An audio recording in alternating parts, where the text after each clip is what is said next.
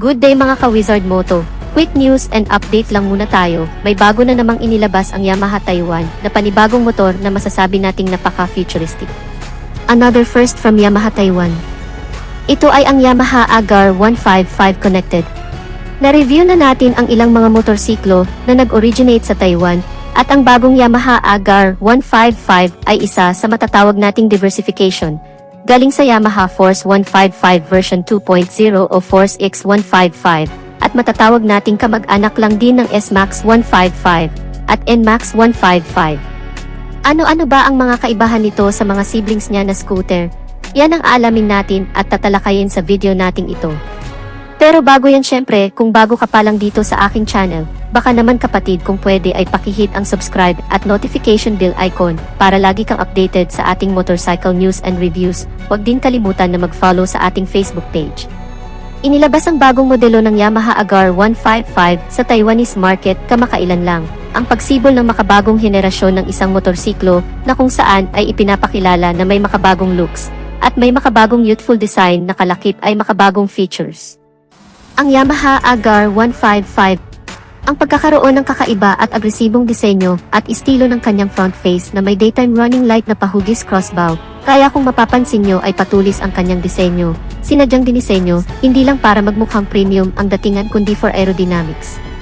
Ang kanyang front face ay sinasabing may pagkahawig daw ito sa isang insekto na kung tawagin ay grasshopper. Dito naman sa pinakagitna ng daytime running light ang kanyang maliit na headlight, ay masasabi nating hindi ito ordinaryong headlight lang, dahil mayroon itong functions na masasabi nating wala sa ibang motorsiklo. Gaya na lamang ng WAU o Adjustable Color Temperature Unit, na pwedeng ma-adjust ang buga ng ilaw, from bright color to warm color. Malaking tulong ito, lalo na kung mahamog o maulan ang klima. Pangalawa ay meron na din itong WALLA o Yamaha Lane Light Assist. Ang function naman nito ay kapag halimbawa kung liliko tayo sa kanan or kaliwa, ay automatic nang mag-adjust ang ilaw nito sa gilid ng kalsada for better and wider visibility sa madidilim na kalsada. So masasabi natin ngayon na small but very useful at kakaiba ang makabagong headlight ng scooter na ito. Nakadugtong naman ang mga signal lights nito sa lower part ng DRL at meron din itong built-in hazard lamps. Ang pagiging convenient naman nito ay hindi rin nawawala sa pagkakaroon naman ng flat footboard o gulay board na tinatawag. Unlike kasi sa ibang unit ng Yamaha tulad na lamang ng Yamaha Aerox, Yamaha N-Max na may central spine na lagayan ng gasolina, ang kagandahan naman ng motorsiklong ito ay magkakaroon ka pa ng space na pwedeng paglagyan ng mga gamit o bagay na hindi nakasya sa kanyang compartment storage at samahan pa yan ng comfortable seats platform na may makapal na foam na parang nakaka-relax namang tingnan. At ang rear portion naman nito makikita ang compact LED na tail light nito na may pagka-modern looks at sa pamamagitan nito ay lumalabas ang pagiging premium at pagiging elegante ng motorsiklong ito. Naka-full LED na rin ito kasama ng iba pang ilaw nito, ang headlight, daytime running light, maka-turn signal lamps at parking light nito ay wala ka nang poproblemahin na baka mapundi ang bulb nito dahil nga sa naka-LED lighting system na ito. In terms naman sa mga features pa na meron sa motorsiklong ito, ang instrument cluster ng motorsiklong ito ay very wide, na naka-LCD display at colorful display. Ang kagandahan naman nito ay may kasama na itong Bluetooth connectivity, na kung saan ay pwede mong ikonekta ang cellphone mo dito, lalo na kapag ikaw ay nagda-drive at may inaasahan kang importanteng tawag or text message, ay mas mabilis mo makikita ang notification sa screen ng instrument cluster nito kapag may na-receive na call or text ang cellphone mo. Kaya mas magiging kampante ka na wala kang mamimiss na mahalagang bagay o mensahe mula sa cellphone mo. Meron rin itong WayConnect system ng Yamaha, ang sistemang ito na kung saan ay mamonitor mo ang maintenance recommendation mula sa motorsiklong ito at ibang aktibidad maging kanyang last parking location, makapag-navigate ka rin sa dashboard nito. Bago lang din ito na sistema ng Yamaha na kung saan nagagamit na rin sa ibang modelo nito. At bukod pa dyan ay may kasama na rin itong USB port charging system na po pwede na rin mag-charge ng cellphone habang ikaw ay nagda-drive. Karagdagang convenient din naman dahil kapag alam mong lowbat ka na ay hindi mo na kailangan pang mag-stop over sa mga charging station dahil makakapag-charge ka na rin dito mismo sa motorsiklo. At syempre kung napaka-convenient nito ay hindi naman nawawala ang pagiging safety naman ng motorsiklong ito. Dahil pagdating sa kanyang mga safety features ay siguradong mapabibilib ka rin ang pagkakaroon ng advantage sa safety features din kasi ang hinahanap ng marami, lalo na kung ikaw ay baguhan pa lamang sa pagmamaneho ng motorsiklo. Ang pagkakaroon nito ng naka-dual channel ABS sensor, ang isa rin sa ipinagmamalaki ng motorsiklong ito na kung saan ay mas magiging confident ka na rin kung mapatakbo mo man ng napakabilis at bigla mong napindot ang brake lever nito, ay safe na makakapag-brake nang hindi ka tumatalsik o ma-out of balance. At hindi lang yun, isa pang karagdagang sa safety features nito ay ang traction control system naman. Tama po kayo nang naririnig, ang motorsiklong ito ay equipped na din sa makabagong safety features na ito, na kung saan ay magagamit mo naman sa mga kurbadang kalsada, madudulas at matubig na lugar, o kaya naman sa malulubak. Dahil sa pamamagitan nito, ay may iwasan ang pagkadulas o pagkasemplang dahil binabalansin ito ang ikot ng dalawang gulong sa harap at sa likod. Kaya mas magiging panatag ka pa habang ikaw ay naglulong ride. At speaking sa long ride mga kaibigan, ay talagang mapapakinabangan mo rin dahil ang motorsiklong ito pagdating sa kanyang makina ay powered by 155 cubic centimeter na displacement capacity with single cylinder, naka 4-stroke with single overhead cam, at naka 4 valves na rin ang buong makina nito na mas tumatagal naman sa napakahabang biyahe dahil ang cooling system nito ay naka liquid cool type na.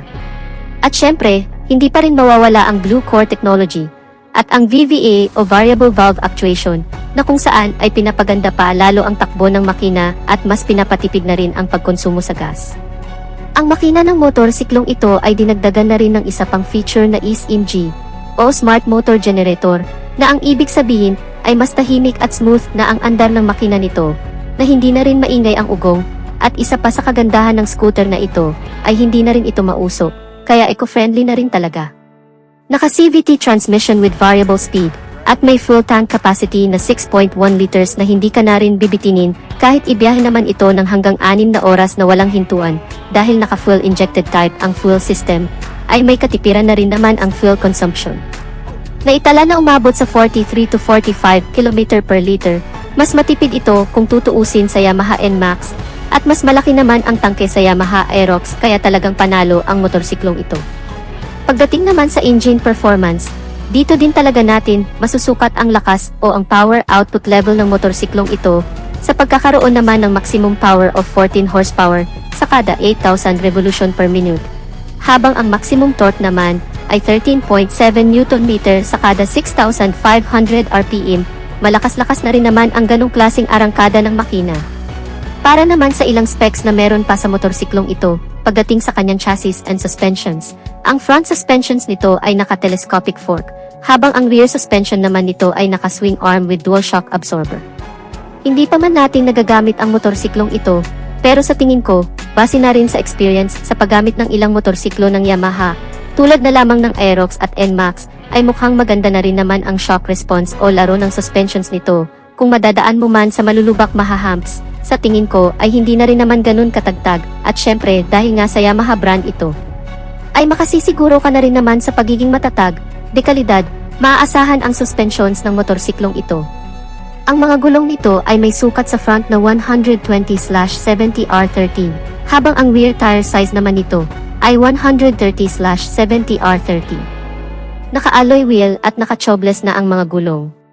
Pagdating naman sa braking system nito, ang front brake nito ay naka-hydraulic single disc brake with piston caliper brake na may ABS sensor, at ang rear brake naman nito ay naka-hydraulic single disc brake na rin with piston caliper brake na may kasama na ring anti-lock braking system.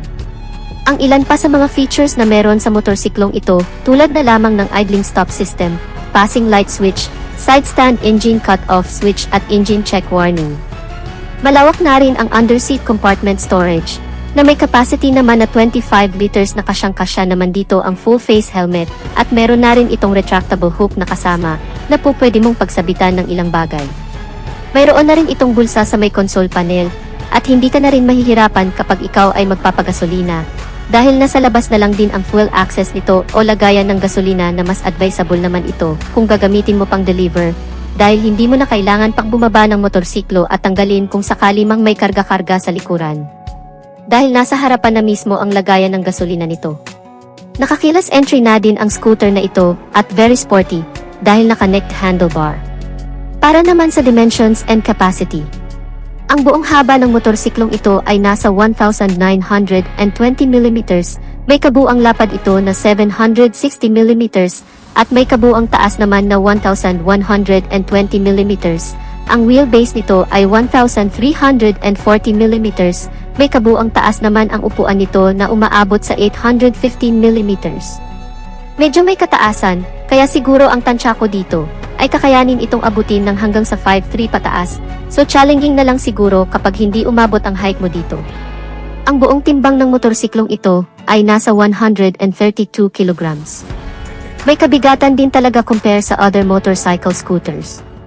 At kung ang presyo naman ang pagbabasehan ay mukhang alam ko na ang magiging reaksyon dito ng karamihan dahil ang kabuang presyo nito sa ibang bansa ay nasa 118,000 Taiwanese dollar na kung i-convert naman natin sa Philippine peso, ito ay aabot ng hanggang sa 212,842 pesos. Yan ay estimated pa lamang at hindi pa yan ang totoong basihan. Sa totoo lang mga kamoto, ito ay inilabas pa lamang talaga sa bansang Taiwan at sana ay dadalhin na rin sa ibang bansa pa sa Asia. And hopefully, sana dalhin din talaga ito dito sa bansa. Kasi sa tingin ko ay medyo nahuli at naungusan na ang Yamaha pagdating sa upgrade ng mga motorsiklo. Kaya mas maganda rin sana kung dalhin talaga itong bagong Yamaha Agar 155 Connected dito sa Pilipinas. So wala pang malinaw na detalye o anumang details na nagmula sa Yamaha kung talagang dadalhin ito dito sa bansang Pilipinas. So ano ang masasabi nyo sa kakaibang motorsiklong ito ng Yamaha? I-comment nyo lang sa comment section natin sa baba. At dito na natin tatapusin ang video natin mga ka-Wizard Moto. Sana nagustuhan ninyo ang video, at kung nagustuhan nyo ay pakipindot ang like button bilang suporta na rin sa ating channel, at sa mga hindi pa nakasubscribe ay inaanyayahan ko kayo kapatid na mag-subscribe sa aking channel, para lagi tayong updated sa mga videos na i-upload ko pa. Maraming salamat sa walang sawang pagsuporta. Ride safe and God bless.